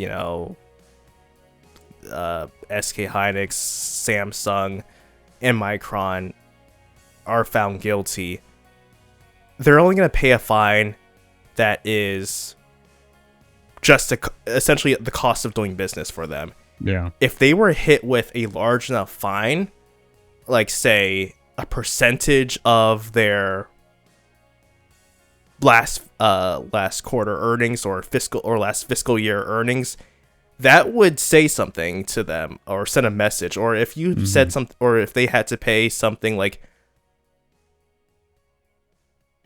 $1 billion in fines, that would get them to say, okay, maybe we shouldn't do something. But if you're just saying, okay, couple hundred million, no big deal. Okay, we'll make that back pretty quickly by our next quarter.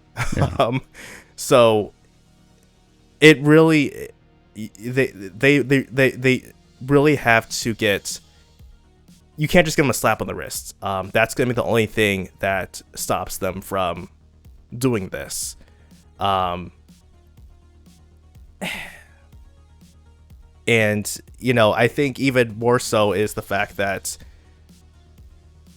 the customers that the lawsuit could be talking about probably isn't even really more so referring to people like you and me, but more so companies like Apple, and and granted, they're also a part of the reason this is happening. Nvidia or AMD, say like, oh, these are the customers who have to spend so much to buy the RAM so they can build the price. Like, what about me? I've got to spend, how much to get storage? I've got to spend how much to get basic RAM?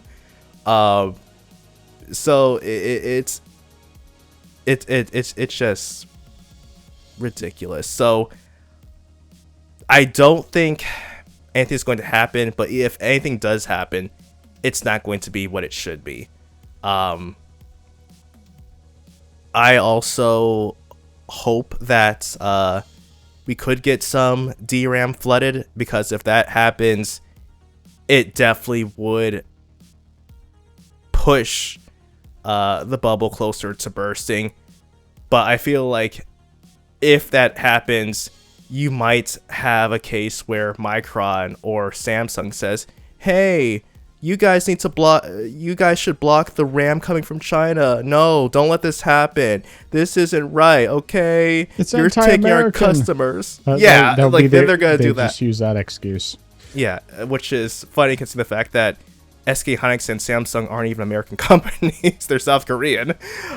See what they'll do is they'll pay certain lawmakers, who are, in the U.S. who are willing to just take money to propose things, and then the lawmakers will be the ones to say that stuff.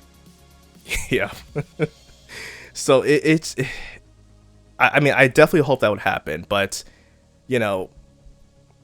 I do feel like at the very least, though, maybe on lower consumers, we probably will be able to have better access to it. The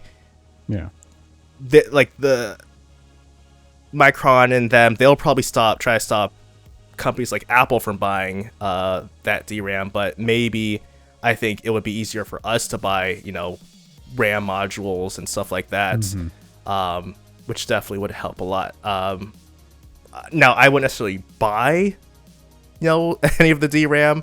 I also am skeptical, but at the same time, I think that would be great, if not for just the fact that, okay, if that happens, and then there's just like a flooded supply, these manufacturers would have no choice but then to say, okay, maybe we should lower the prices a little bit, and they might not be where they were before, but they would not be as bad as they are right now. Yeah. But we would definitely have to wait and see. And I doubt, even if the lawsuit goes through and they lose, at least as of right now, it would still take a while before any major change happens, because since Micron has that 5-year contract in place, they're not just going to go ahead and say, well, you know what, guys, since we got slapped with a big antitrust, lawsuit and we lost, we're gonna go ahead and just, ease off the contract you have. We know we said we're gonna charge you this much. Well, we're just gonna go ahead and charge you less now, even though I doubt that's going to happen.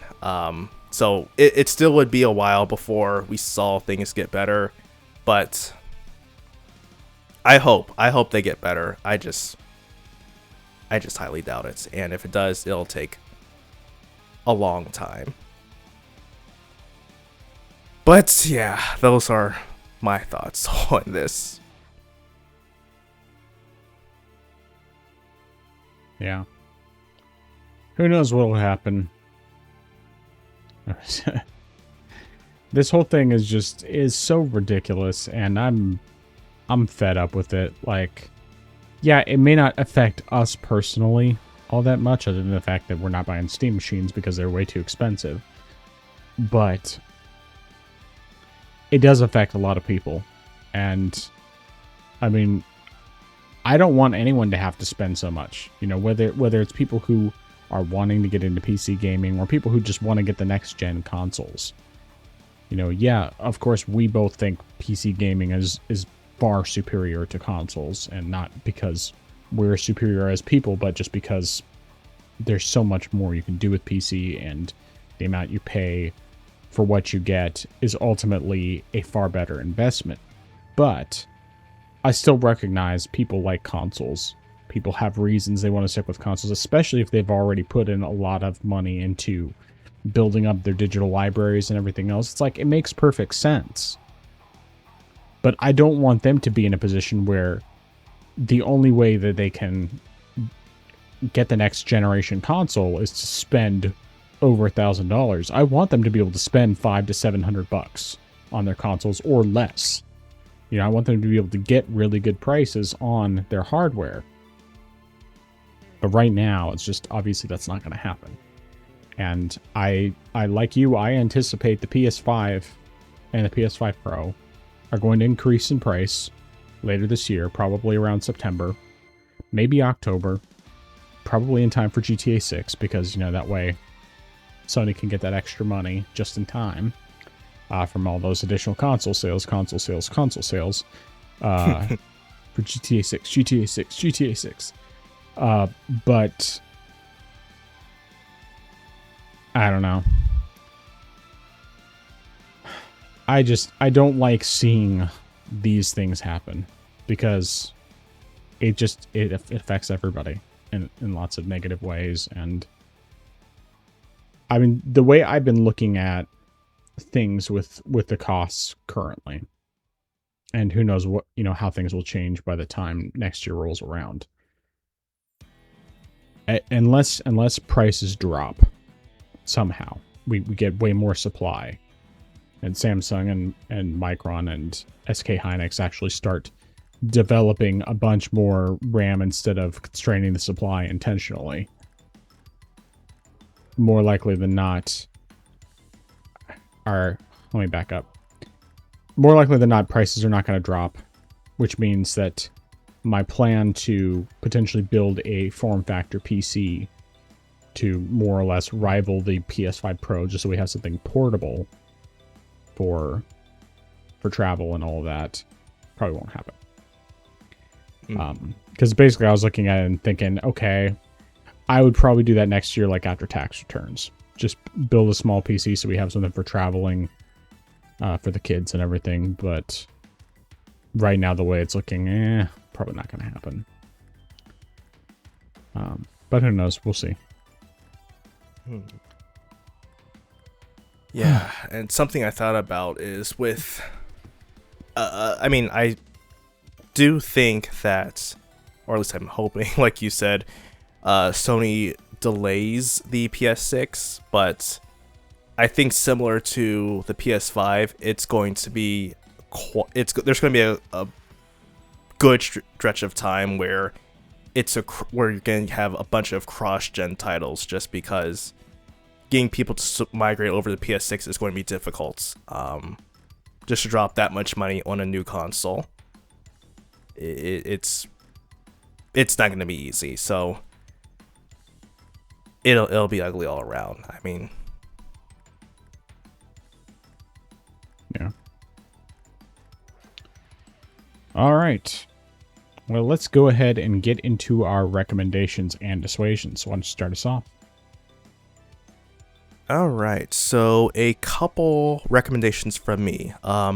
The first one is going to be, well, they're both going to be for Castlevania, and that's going to be, before you fight Albus, save all the villagers before you do that. Otherwise, you will just get the bad ending, and you'll be wondering, why am I getting the bad ending? So definitely do that and save yourself some time. Also, another reason to do that is because if you get the bad ending, it will save all the progress that's been made, and so you will, if you have used up any healing items, that will have been saved over. So you have used the items, and you have gotten the bad ending, and there will have been no benefit to that at all. So Save definitely make states. sure you. That definitely, I do not think about these things at all. So yeah, I guess that's another thing. Save states. Toss that one in there for a freebie. And then the other recommendation I have is to, during boss fights, to look out, and you can also do this with some enemies as well, but if you see a boss has a glyph that you can absorb it when you can, because those are going to be probably the only chance you can get them in the game. Additionally, if you absorb them, it prevents the boss from using that attack. And this wasn't a big problem with Albus, but with Barlow, he has an attack that is just so hard to dodge, and the only way for me to prevent that from happening is just to absorb the glyph, and I'm good to go, or at least for that particular move. So if you can see them, absorb them. It helps you out in the boss fight, but also you get a new ability as well. Nice. So definitely take advantage of that. But those are my recommendations. All right, excellent. I'll keep that in mind whenever I eventually get to that. I'll try to remember it. All right, my recommendation this week is, in the Legend of Dragoon PC port, use the CRT filter, because it does make everything kind of blend well together better. I wouldn't go as far as to use like all the different CRT type filters, because there's like just a basic one, and then there's also one that like lets you do discoloration and pixelization, and then one that also makes it kind of like do a wave effect on the screen, kind of like how some CRTs would do that. It's like, for nostalgia purposes, it might be fun to do, but for actually playing the game, the CRT filter is the only one that I think is like really nice. It does actually make everything like meld well together with the backgrounds and the character models, whereas otherwise they just feel a little too separated, and especially when you're in like regular gameplay. I mean, it's not necessary. I played the majority of the game without it, but once I applied it, it's like, this is nice. I like this. So that's my recommendation. I feel like I had something else, but I don't honestly remember what it was. I guess just kind of more of a general recommendation is these PC decomps and recomps of N64 and GameCube and everything else. Grab some of them. They're great. Definitely good advice. All right, dissuasions. My dissuasion is going to be, this one's going to be specific, but I'm going to expand upon that in a broader general sense. So do not, if you are very interested in this game, I will say do not buy GTA 6 at launch. You are being charged too much for what you're getting. And if you want to get the full game, you're paying too much. Like $100 is not worth it. No. So I would say wait instead. Get the game cheaper later on. You know, the game is going to go on sale. Additionally, there is the high likelihood that you will have a complete edition as well. So you'll have, you know, that, and you'll have all the content at a cheaper price than you are paying right now. So just wait for that. You know, unless you're, dare I say, gun and ball type of gamer. There are a lot of games out there that you can play that will perfectly tie you over until that comes out. So do not buy it at launch. Do not spend that much money, and do not support this type of practice. And in a more general sense, I would say this applies to multiple games as well. GTA 6 is not the only game to have this type of practice where games are released sort of in an incomplete state. I would definitely say that a lot of this is probably a huge thing with fighting games, where, you know, they have the game come out and they also have like a complete edition. It has more characters and stuff, and it's just like, all right, cool, but this is something that was available, that could have been available in the base game, and you're charging more for it. Yeah. For a complete edition or ultimate edition, and then just add more content in later on, which could have been there or should have been there in the first place. So do not get this. So do not buy those type of games. Wait for them to be on sale, on discount, and have more content in them. And that way you can save money and you can still get more. But those are my dissuasions. All right, very good. My dissuasion is with the Legend of Dragoon PC port, do not use the save anywhere feature, simply because of the fact that while it works fine most of the time, it can cause glitches that will cause your game to crash. And if you end up in a spot where you have saved your game somewhere else, and then the game glitches and crashes, and then you can't get back to your save game, you could potentially lose a bunch of progress. Thankfully, in my case, I had separate saves, so I had saved, you know, shortly before, so it wasn't a huge deal. But if I had not done that and I had been using the save anywhere feature more, I very well could have lost a lot of progress, and then I would have been I probably would have rage quit. Because I've had that kind of thing happen to me, like with Final Fantasy VIII back in the day on PlayStation 1, but that was, in that case, it was, I didn't have much of any games, and so I did end up like rage quitting and then eventually came back to it. But I had more than one occasion where I got to like disc 3, and then the game, my save file got corrupted, and I had to restart in order to get where I wanted.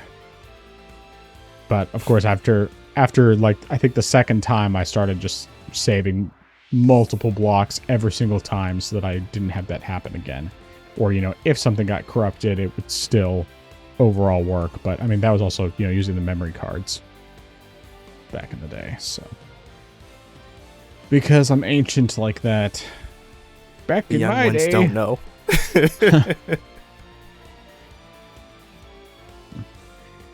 All right. That's everything I have. So where can people find you? They can find me on my channel. I am Xeracon. That's IAMXERACON. So youtube.com/@IamXeracon. No new content yet. I still am intending the ABC series to be my next video project, and the game that I have chosen to play for that, which is going to be is going to be, what is it again? Asterigos Curse of the Stars. Okay. So I will be giving that a shot at some point soon. Then I have my other channel, Justin's Bible Blog. That's at Justin's Bible Blog. I have a video that's in development. I have the script mostly finished. I'm going to try to get the recording done when I can, and then I will put out the video for that as soon as possible. But we'll just see when that happens there. But yeah, that's everything that I have. All right, excellent. Well, you can find me on my YouTube gaming channel at TheFrozenGamer87. I haven't put out anything new in a while, but I actually have finally made a bunch of progress on my downsides of PC gaming video, which is actually God willing, I'll have that completed this weekend, and then I will put it out next week. Hopefully by the time this podcast, or rather, by the time the next episode of the podcast is recorded, the video will be up. That's the plan, at least. We'll kind of play it by ear, see what, if anything, happens this weekend. More likely than not, Saturday, I won't have anything else going on to where I won't have time to work on it. So my hope is to finish it up. Then there is the YouTube channel for the podcast, and there's also a Rumble channel on YouTube. That's at the Orange Box Podcast. On Rumble, it's not a custom URL, but you can still find us there. Both channels get the video version of the podcast every Friday, 7 a.m. Central Time, barring technical issues. The audio-only version goes live on all major audio podcast platforms, including Apple Podcasts, YouTube Music, Spotify, Deezer, iHeartRadio, Amazon Music, and others.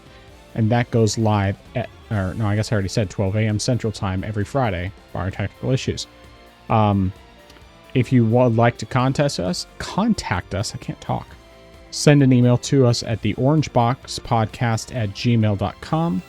You can also comment on the video version on either YouTube or Rumble. And our question of the week for you guys this week is, are you getting GTA 6? And if so, are you getting the standard version or the complete version?